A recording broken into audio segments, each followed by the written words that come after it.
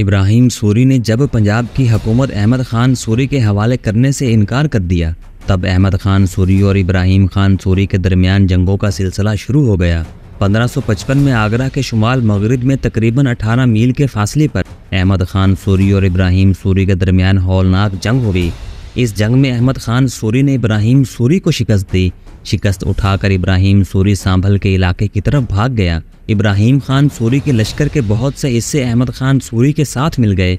इस तरह अहमद खान सूरी ने दिल्ली और आगरा पर कब्जा कर लिया और दिल्ली के तख्त पर बैठने के बाद अहमद खान से अपना नाम तब्दील करके इसने सिकंदर शाह के नाम से हुकूमत करनी शुरू कर दी और अपने नाम के सिक्के जारी करवा दिए। मस्जिदों में भी अपने नाम का खुतबा पढ़ने के अहकामात जारी करा दिए। ये हालात इस वक्त पेश आ रहे थे जब हुमायूं ईरान से निकलकर काबुल पर काबिज हो चुका था और काबुल पर इसकी हुकूमत थी। अब हिंदुस्तान में सूरत हाल ये थी कि ग्वालियर मशरिक में जौनपुर के इलाके पर आदिल शाह हुकूमत कर रहा था। दिल्ली के अलावा पंजाब में रहतास तक के इलाकों पर सिकंदर शाह सूरी की हुकूमत थी, जबकि हिमालय के डहलानों से लेकर पंजाब के ज़िला गुजरात तक इब्राहिम शाह सूरी हुकूमत कर रहा था। हिंदुस्तान के इन हालात को देखते हुए हुमायूं ने फिर हिंदुस्तान पर अपनी हुकूमत कायम करने का तहैया कर लिया। वो अपने लश्कर के साथ काबुल से निकला और पेशावर की तरफ पेशकदमी की। इसके साथ इसका बेहतरीन सालार बैरम खान भी था। दरियाए सिंध को अबूर करने के बाद हुमायूं और बैरम खान अपने लश्कर के साथ पंजाब के शहर गखड़ पहुंचे। इसके बाद हुमायूं ने लाहौर की तरफ पेशकदमी की। दिल्ली का हुक्मरान सिकंदर शाह सूरी अभी तक अपने लश्कर के साथ हुमायूं की राह रोकने नहीं निकला था, लिहाजा हुमायूं ने लाहौर पर भी कब्जा कर लिया और आगे बढ़कर वो जलंधर, सरहंद और हसार के इलाकों पर भी बगैर किसी मज़ाहमत के काबिज हो गया था।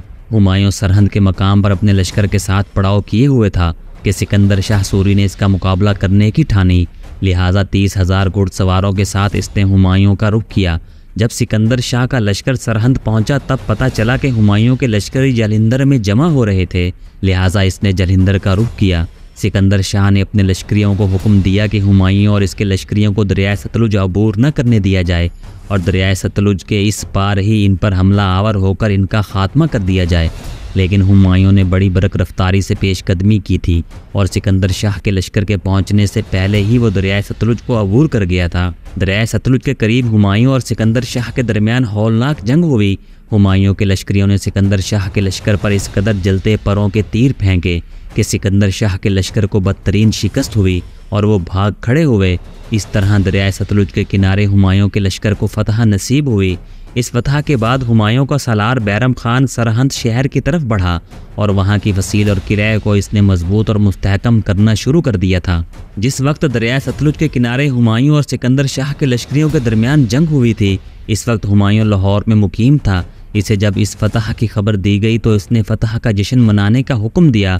हुमायूं ने अपने लश्कर के साथ दिल्ली का रुख किया। सिकंदर एक बार फिर लगभग 80,000 का लश्कर लेकर हुमायूं के सामने आया।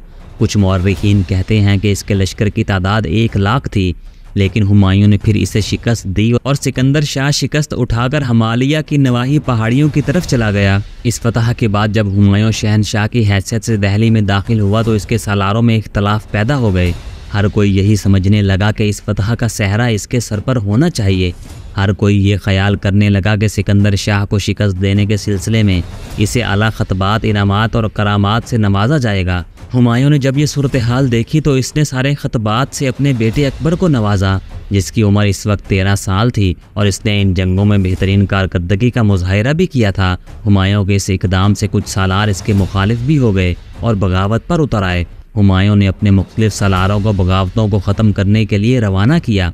खुद वो दिल्ली ही में रहा, लेकिन बदकिस्मती से इसे दिल्ली फतह करने के बाद ज़्यादा अरसा वहाँ रहना नसीब न हुआ। 24 फरवरी 1556 को वो दूसरी मंजिल पर अपने कुतुब खाने की सीढ़ियाँ उतर रहा था कि मगरिब की अजान सुनाई दी। अजान सुनकर अजान के एहतराम में वो सीढ़ी पर ही बैठ गया। अजान जब ख़त्म हुई तो नीचे उतरने लगा। कहते हैं इस वक्त इसके हाथ में छड़ी थी। अचानक छड़ी इसके हाथ से छूटकर ज़मीन पर गिर गई। अपना ही लिबास इसके पाँव में फंस गया, जिससे वो सीढ़ियों से नीचे गिर पड़ा। इस तरह 26 जनवरी को हुमायूं ने वफ़ात पाई। अपनी वफ़ात से चंद दिन पहले अपने सालार बैरम खान और अपने बेटे अकबर को हुमायूं ने सिकंदर शाह पर हमला आवर होने के लिए रवाना किया था, जो हिमालय के ढलानों से निकलकर पंजाब में दाखिल हो चुके थे। बैरम खान और अकबर ने इस वक्त कलानूर के मकाम पर अपने लश्कर के साथ पड़ाव किया हुआ था। कि इन्हें हुमायूं के मरने की इतला मिली। बैरम खान चूँकि अकबर का अतालिक भी था, लिहाजा इसने कला नूर ही में अकबर की तख्त नशीनी का ऐलान कर दिया। बैरम खान अकबर का अतालिक तो पहले ही था, अब अकबर ने तमाम माली और मुल्की महमात भी बैरम खान के सुपुर्द कर दी थीं।